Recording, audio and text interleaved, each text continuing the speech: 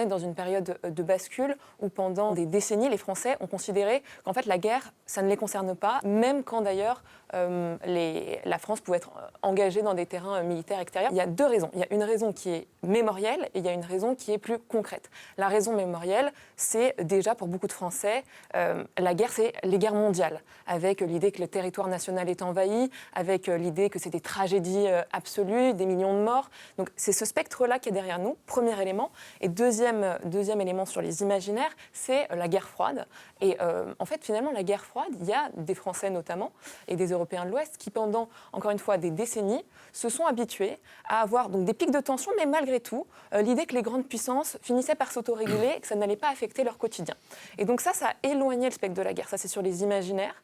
Et sur la partie, disons, plus concrète, on a aussi, les politiques ont aussi expliqué, surtout depuis la fin des années 80, que la France n'était pas à risque. Et pourquoi elle n'était pas à risque ? Parce qu'elle avait la dissuasion nucléaire et deuxièmement, parce qu'il y avait l'allié américain qui était censé les aider. Et donc maintenant, il faut sortir de cet imaginaire et de cette rhétorique-là si on veut pouvoir avancer.